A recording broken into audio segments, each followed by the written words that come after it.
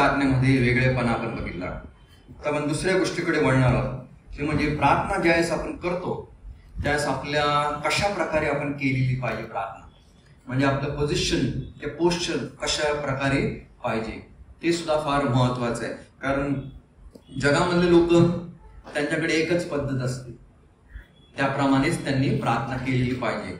पण बायबलमध्ये अशा गोष्टी कुठे लिहिलेल्या नाहीत की बाबा कशा प्रकारे प्रार्थना करा. कारण बायबलमध्ये वेगवेगळ्या गोष्टी लिहिलेत आणि वेगवेगळ्या पोस्टर सुद्धा आपल्याला बघायला मिळतात की काही लोक होते त्यांनी कशा प्रकारे त्या काळामध्ये प्रार्थना केलेली आहे. सर्वात पहिली गोष्ट आपल्याला बघायला मिळतं ती म्हणजे फिलिप्पीचा 2 अध्याय 10 आणि 11 प्रमाणे की बायबल सांगतं प्रत्येक गुडघा माझ्यासमोर टेकेल, प्रत्येक गुडघा.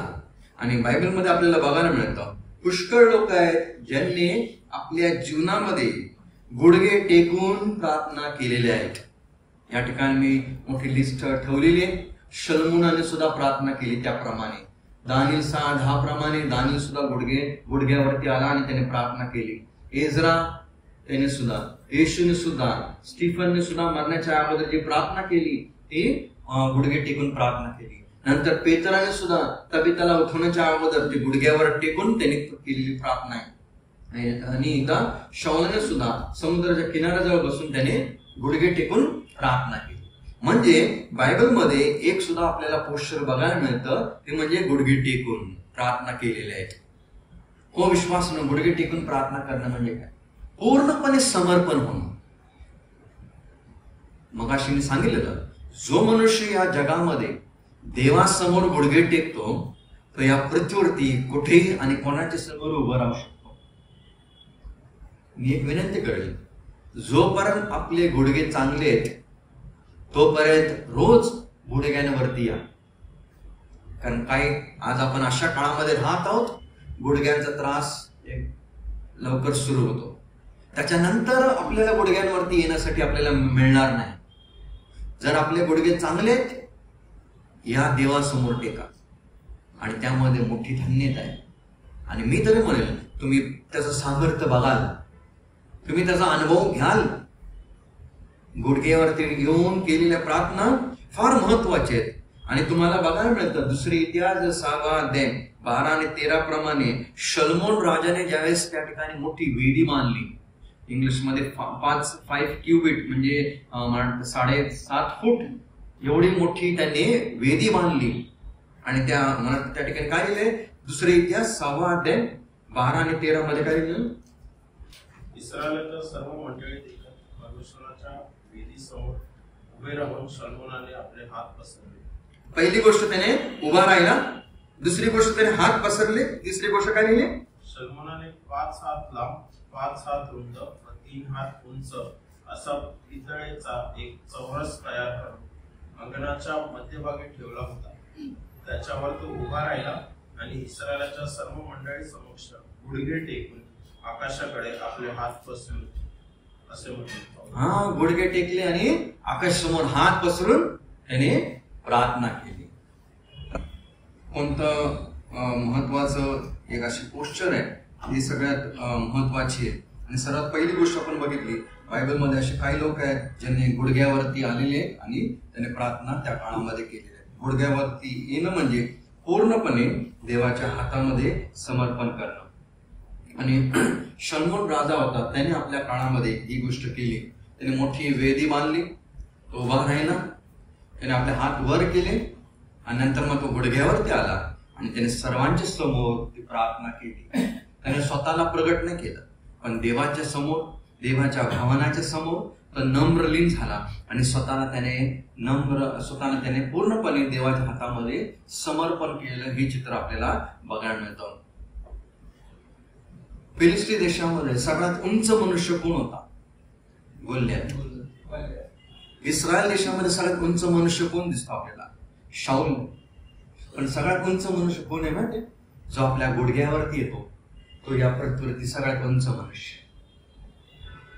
या जगामध्ये सगळ्यात उंच मनुष्य त्या काळामध्ये बाबेल देशामध्ये दानिएल होता, सगळ्यात उंच मनुष्य. या नव्या करारामध्ये सगळ्यात उंच मनुष्य आपल्याला पाऊल दिसतो. कितीतरी वेळा तो गुडघ्यावरती येऊन रडून प्रार्थना करते एकमेकांसाठी. नंतर स्वतः प्रभू ख्रिस्त किती उंच मनुष्य बघायला मिळतो. गुडघ्यावरती येऊन तो प्रार्थना करताना आपल्याला वेगवेगळ्या ठिकाणी तो आढळतो. हो विश्वासाने प्रभूने जर आपल्याला चांगले गुडघे दिलेले, चांगलं आरोग्य दिलेलं आहे, हे देवाच्या समोर हे गुडघे ठेवणं आणि त्याच्या समोर येऊन अशा प्रकारे प्रार्थना करणं सगळ्यात सुंदर गोष्ट आहे. काही वर्षा अगोदर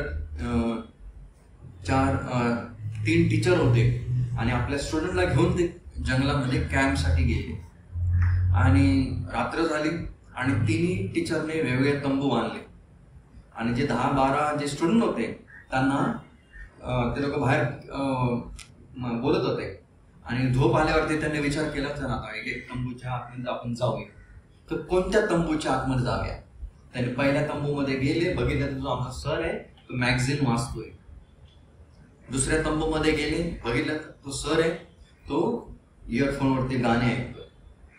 तिसऱ्या तंबूमध्ये गेले, बघितलं तर तो सर जे होते तो गुडघ्यावरती टेकून प्रार्थना करते. ह्या 12-13 जणांनी विचार केला चला आपण ह्याच तंबूमध्ये जाऊया आणि राहूया. ह्याच तंबूमध्ये गेले आणि सकाळी उठले आणि उठल्यावरती बघितलं तर बाजूला जे दोन्ही तंबू आहेत त्या तंबूवरती रात्री जनावरांनी हल्ला केला आणि त्यांचा समूळ नाश केला आणि दोन्ही सरांना खाऊन टाकले. हो विश्वासाने प्रार्थनेमध्ये सामर्थ्य आहे. जरी प्रार्थना हा लहानसा शब्द आहे पण त्यामध्ये मोठं सामर्थ्य आहे आणि हेच सामर्थ्य दाविदाला आपल्या जीवनामध्ये कळालं. हेच सामर्थ्य शलमोनाला कळालं. हेच सामर्थ्य त्या पाऊलाला सुद्धा कळालं आणि हेच सामर्थ्य वेगवेगळ्या लोकांना कळालं. जोपर्यंत मनुष्याला कळत नाही की प्रार्थनेमध्ये किती सामर्थ्य आहे ना, तोपर्यंत तो कधी गुडघ्यावरती येणार नाही.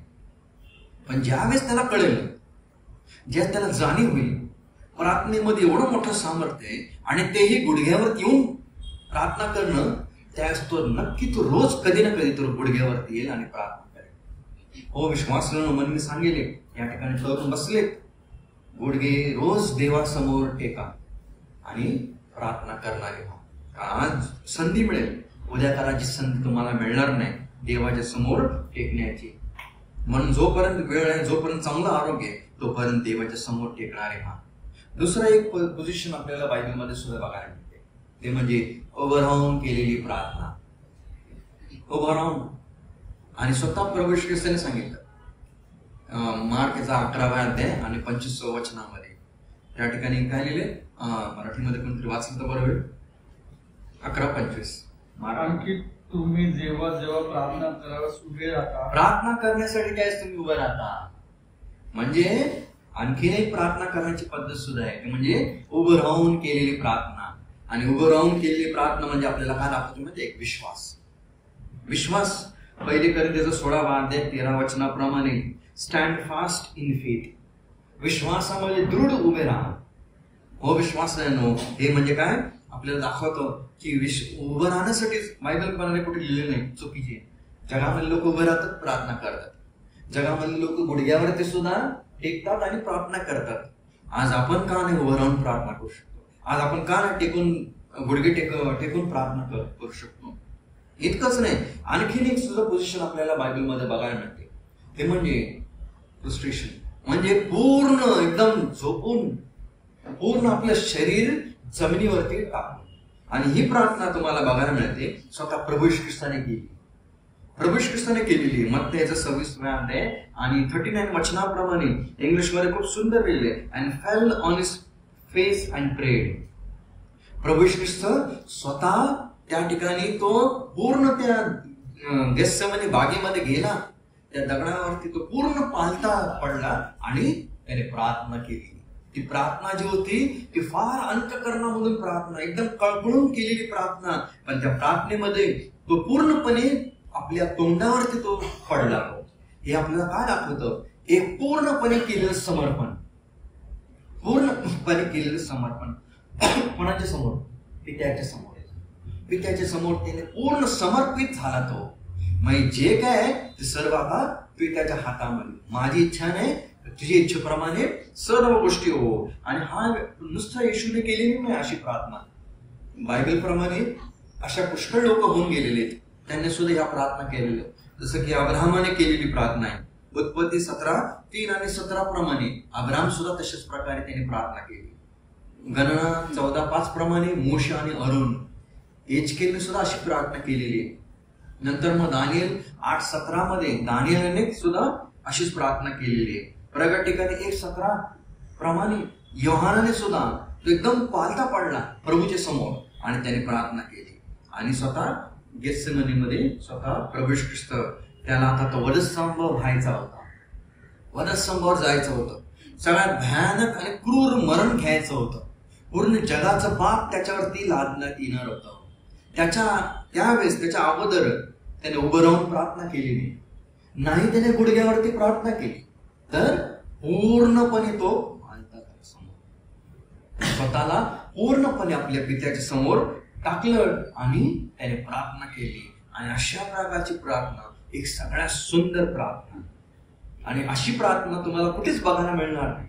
अशी प्रार्थना त्याच्या मुखामधून प्रार्थना बाहेर निघत होती, त्याच्या शरीरामधून घाम निघत होता आणि तो घाम कसा झाला, रक्तामध्ये बदलला. हो विश्वासाने, काय ती सुंदर प्रार्थना असावी. आणि त्या प्रार्थनेला पाहणारा कोणच नव्हता. त्या पाहण्यासाठी कोणाला माहिती, आपल्या पित्याने एक देवदूत पाठवला. त्या देवदूताने बघितलं येशूचं चित्र, येशूला बघितलं, पण किती दुःखाची गोष्ट, पेत्र, योहान आणि याकोब हे सर्व दूर होते, सर्व दूर होते, ते झोपलेले होते. त्यांना ही सुंदर गोष्ट बघायला मिळाली नाही. जो अनुभव, जो घामाचं रक्त झालं, तो अनुभव जो ना येशूचा, त्या पेत्र, योहान, याकोब आणि इतर जे शिष्य होते त्यांना त्याचा अनुभव घेता आला नाही, त्यांनी ते बघितले नाही.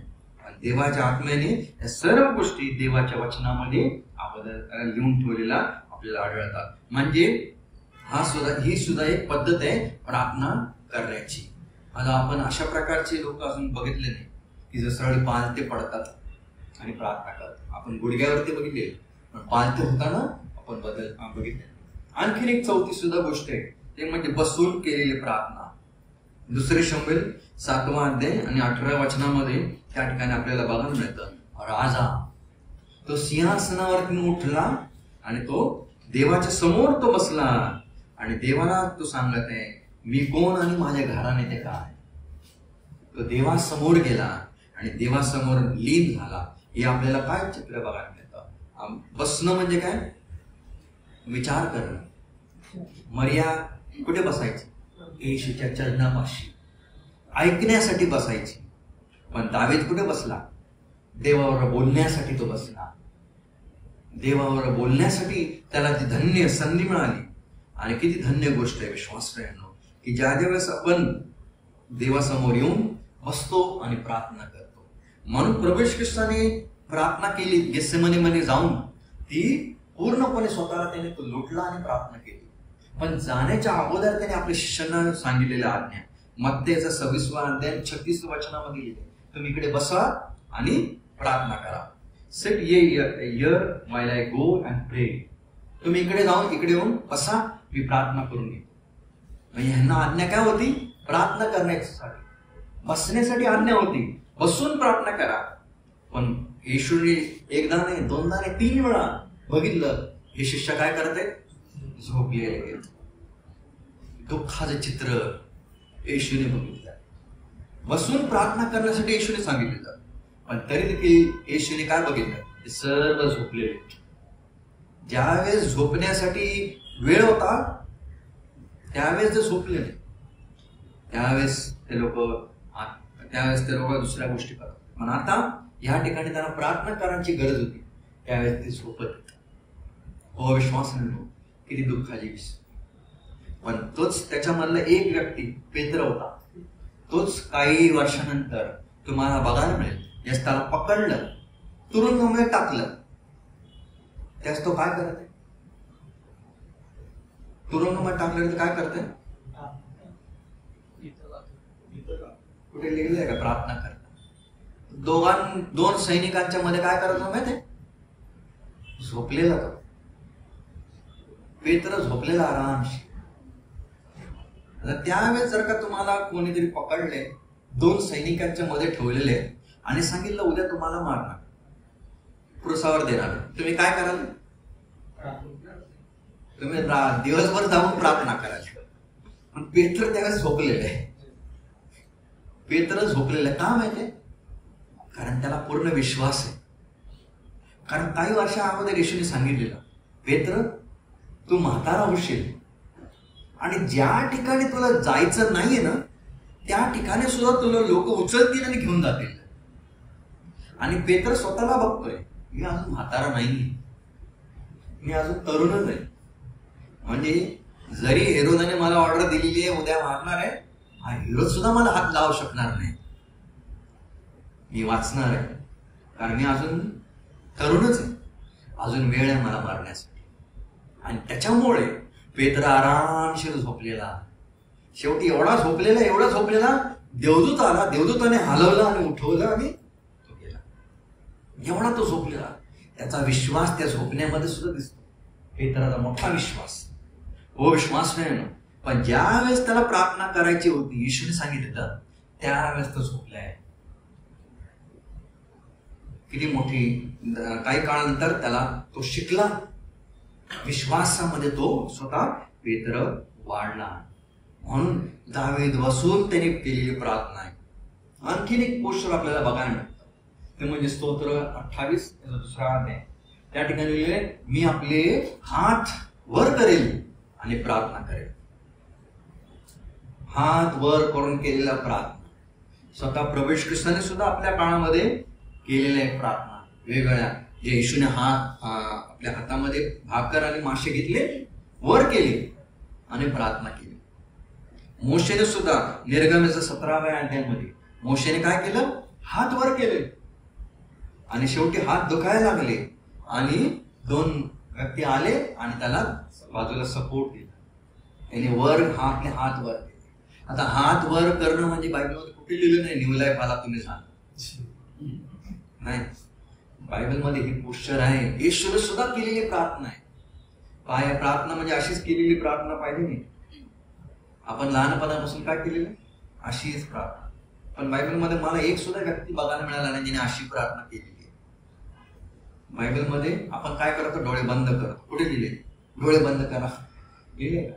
वास्तविक पाहता येशूने वर, मग अशी सुद्धा बघितलं, शल्मोनाने वर बघितलं आणि प्रार्थना केली. वर बघितलं, पण तो डोळे बंद करणं गरजेचं आहे. का माहिती?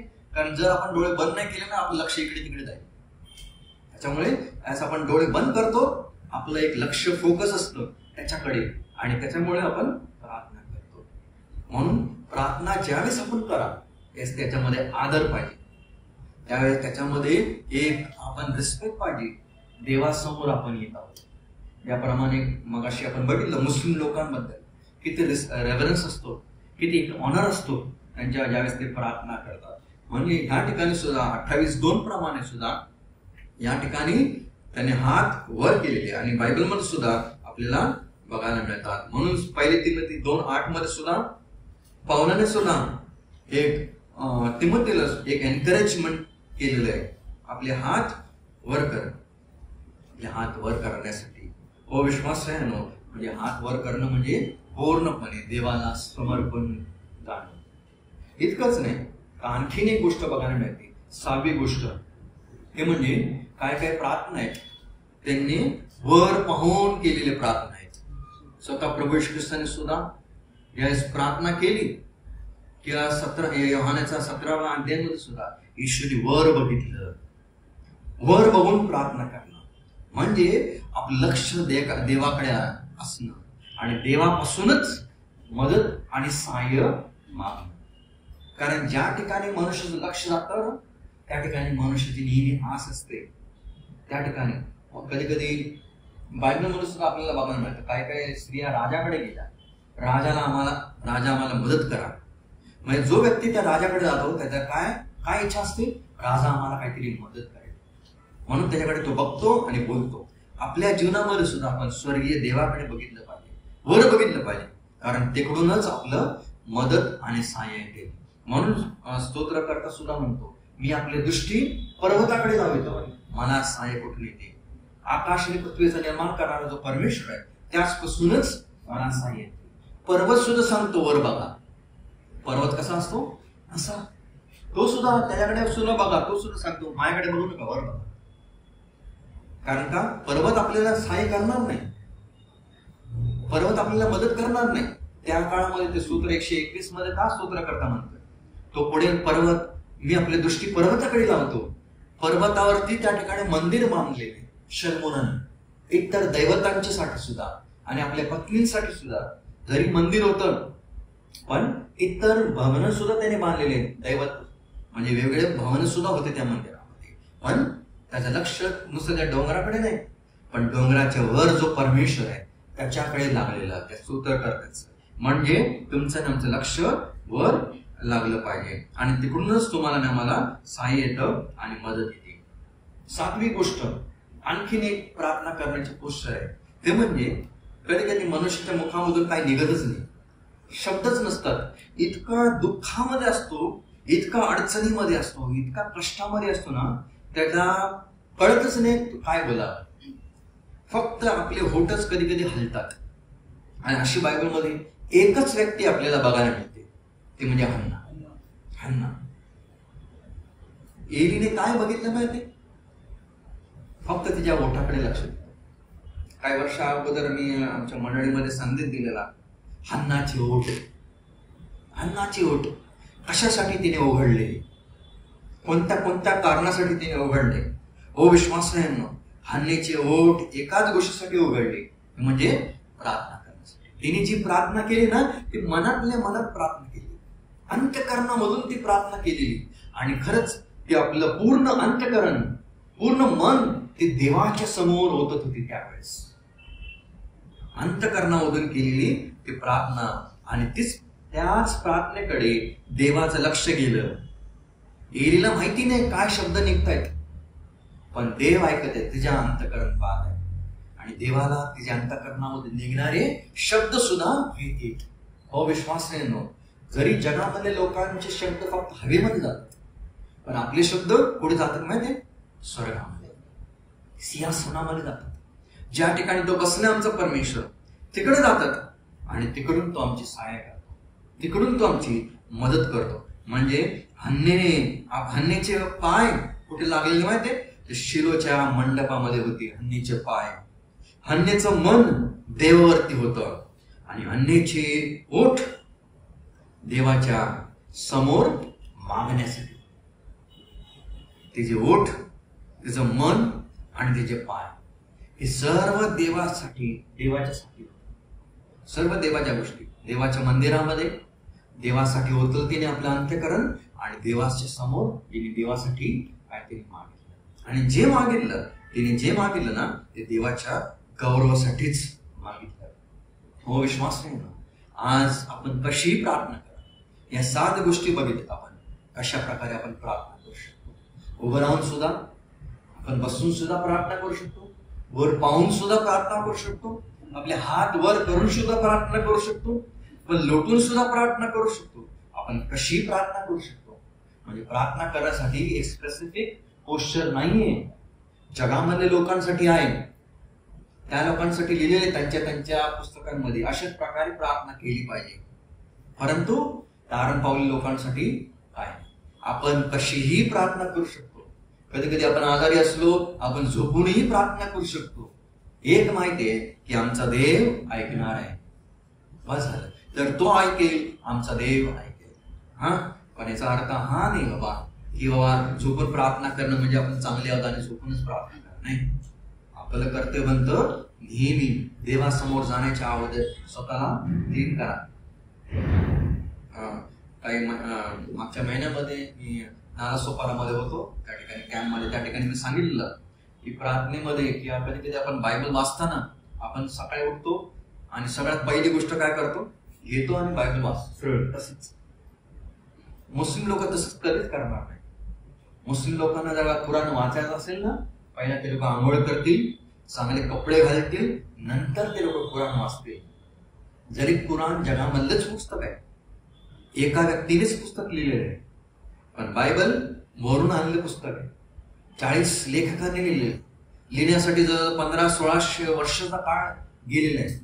पण इतकं महत्वाचं पुस्तक आणि पवित्र पुस्तक आहे, पण तरी देखील आपण त्याचा आदर करत नाही, त्याला रिस्पेक्ट करत नाही. आपण असेच वाचतो, आंघोळ न केले आपण असेच वाचतो.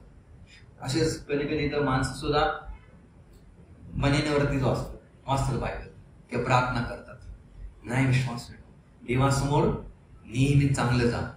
या सर्वांमध्ये जेवढे आपण 7 गोष्ट बघितली, त्यांचे कपडे बघा, हन्नेचे कपडे बघा, शल्मुनाचे कपडे बघा, दाविदाचे कपडे बघा, सगळ्यांचे बघा, येशूचे कपडे बघा, सगळ्यांचे बघा. सगळ्यांनी देवासमोर जे जे गेलेत ना, चांगल्या कपड्यांवरती गेले. हा, येशूचे वस्त्र फाडले आणि त्याच्यानंतर त्याला वधस्तंभावर लटकवलं आणि नंतर वधस्तंभावरून येशूने प्रार्थना केली. त्या स्थिती येशूची होती.